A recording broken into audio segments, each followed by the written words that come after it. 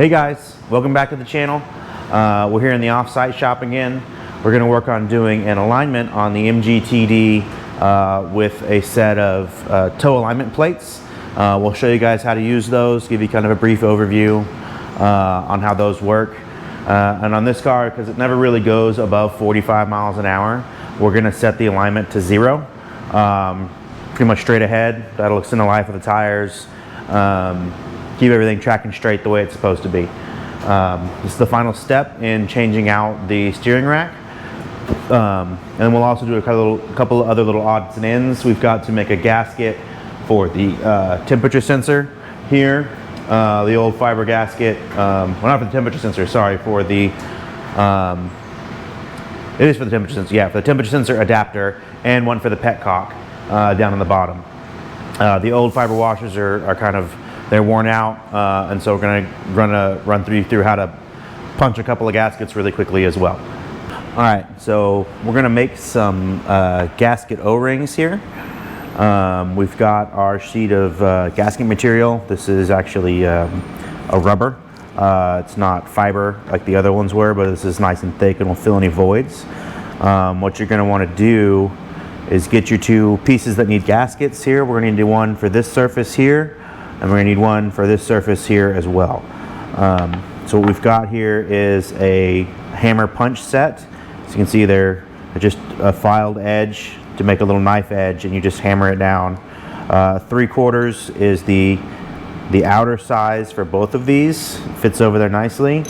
So we'll do two 3/4 inch discs, and then we'll come back. We'll punch one with a 9/16 inch to slide, and it slides right over these threads, and one with a 5/8 inch hole, and it'll go. We'll have to stretch that one a little bit to get over this one, but should give us a nice tight gasket.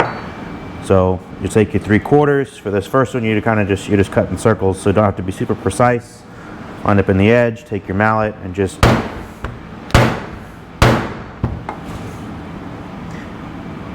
cut through. But the rubber is pretty thick. So I'm going to give that another couple whacks.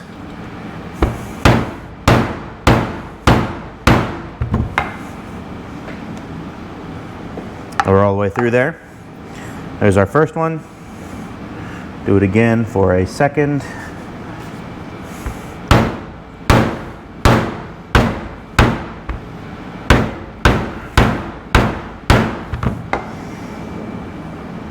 Right out. So now we have our two starting pieces. We're going to do one. We'll cut a 9/16 hole. You want to line this up in the center as best as you can. Take a look. Make sure you're centered up there. Eyeball it a little bit. Line it up, and then same deal. Just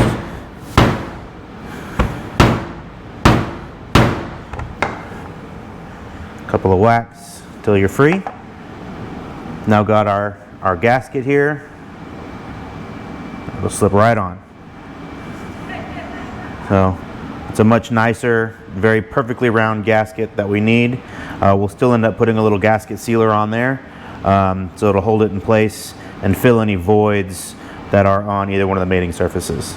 But there's a nice fresh gasket now that's not going to dry out and get hard like the fiber ones used to.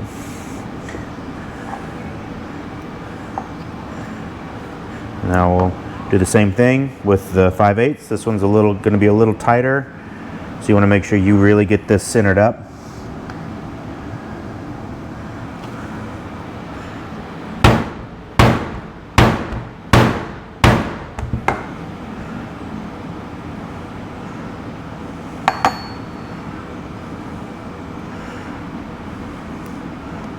There we go. Fresh little gasket.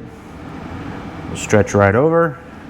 And there we go. Have a little O-ring gasket that we can do the same. We'll put a little gasket maker on it, tighten it up nice and snug, and it will fill any voids that we need.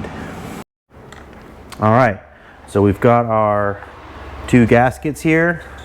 We're going to be using some Permatex water pump and thermostat housing gasket maker. Just going to put a smear on both sides of the gaskets, so that way they have a little extra, or actually going to put it on the flanges here. You can see we kind of filed them flat. There was a ridge along here pretty bad. We filed it down a little bit so it's not as nearly as thick as it used to be. But we're just going to put a smear. Oh, this is messy.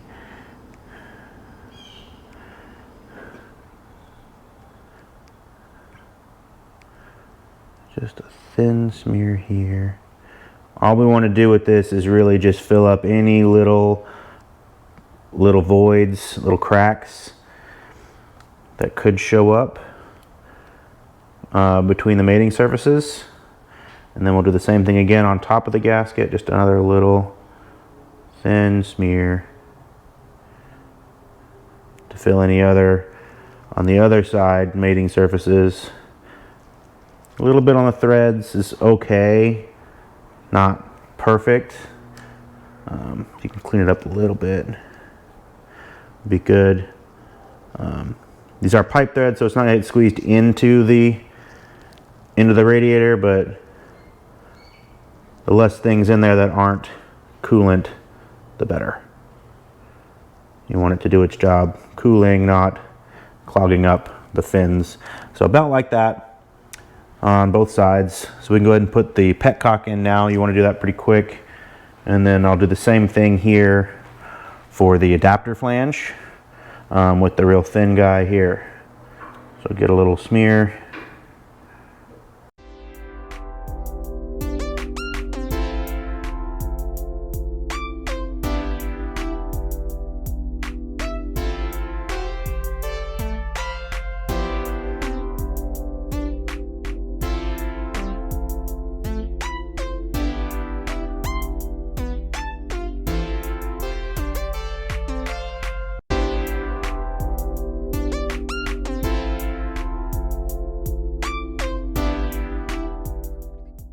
All right, so we've got our toe plates set up here.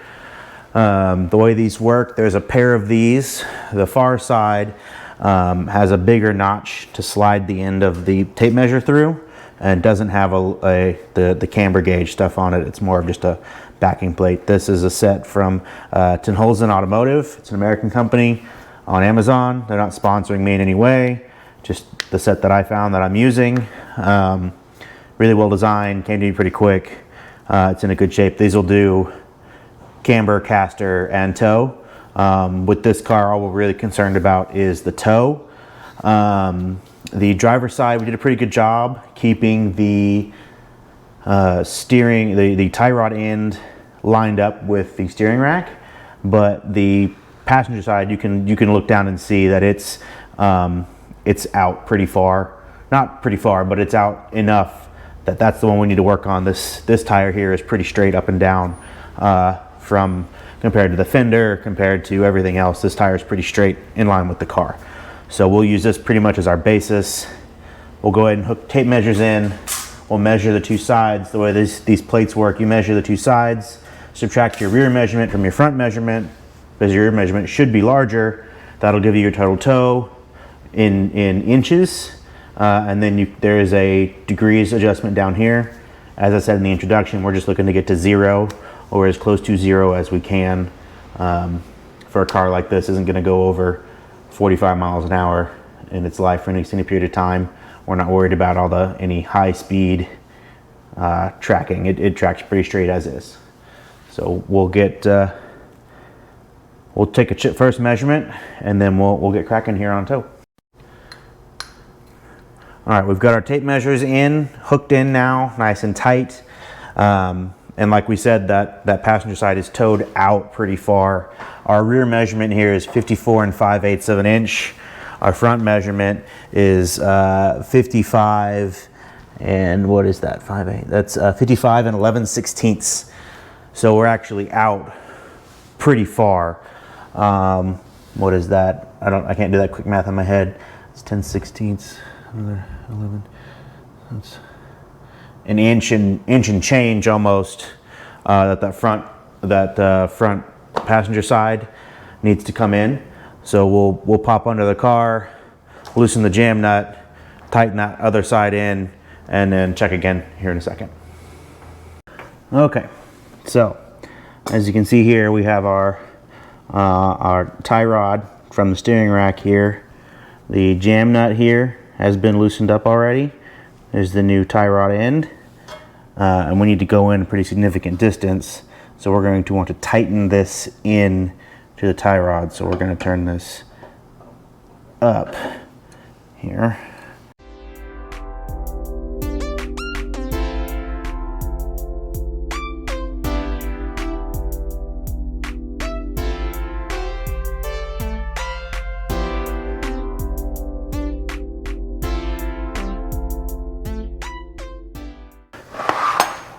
We've made our change there. It's pretty significant. We'll go ahead and take a check, see where we ended up, and then come back and make some more adjustments if we need to. All right, so that adjustment ended up getting us to we've got about a half or 3/4 of an inch left to go on our adjustment. And again, as you make adjustments, we didn't go very far thread-wise. It was only about 3 or 4 total threads. But you have to remember that as you pull this side in this direction, the back side is also moving out, and will change your measurements at the same time. So you're kind of doubling up what you're doing. So we'll loosen up the jam nut a little bit here, give us another 1 to 2 spins, and we'll give it another check again. All right, so we've got our measurements the same front to rear. We're at 54 5/8 on both sides, front and rear. So it'll still look a little weird, especially if you have a lot of sidewall like these older tires do. The rim will move and the sidewall won't. It'll kind of flex on that, which is okay because you are measuring with these plates at the rim, not the tire itself. And that's what you want to adjust. Now that we've gotten that done, we'll come in here, and what we're going to want to do is lock these down. You're going to want to hold this as tight as you can so there's no movement, and then tighten this jam nut right here as hard as you can up against the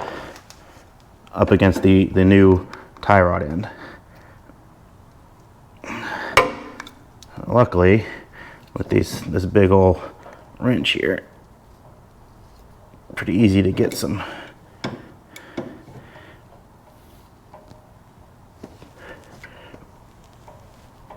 There we go. That side's done. We'll go lock the driver's side down.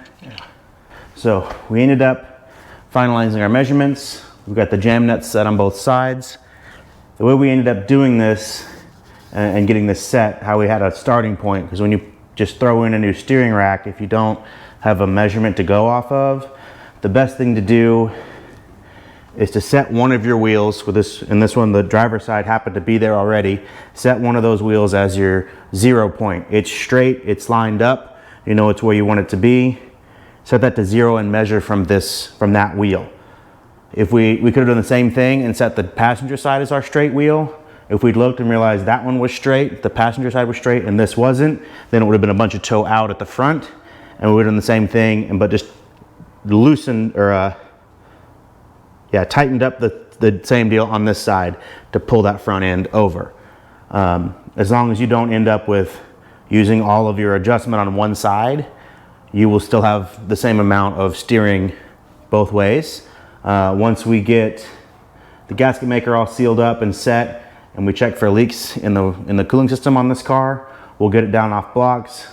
We'll do a test drive, make sure everything stays running straight and true and doesn't pull one way or the other. After we drive it for a little bit, a couple of miles, we'll come back in, we'll set the plates again, make sure our toe has stayed pretty much at 0 or within a 1/16 to an 1/8 of an inch in or out. Again, with the speeds this car is going to go, there's a little bit of room in there. And with the age of some of the other suspension components, there's going to be some slop on how you park it. Did you turn in and then straighten the wheel out right after you parked it, or did you come in straight? Is going to make some adjustments on this, given the age of some of the suspension components in here. All in all, though, it went really quickly. It went really easily. We've got some little tidy ups done. We're going to finish up a couple of the other little issues here off camera and keep moving forward. If you liked the video and it helped you out, please leave me with a like. If this is your first time to the channel, please remember to subscribe. Follow me on Instagram at Foggy Designs. And have a great day.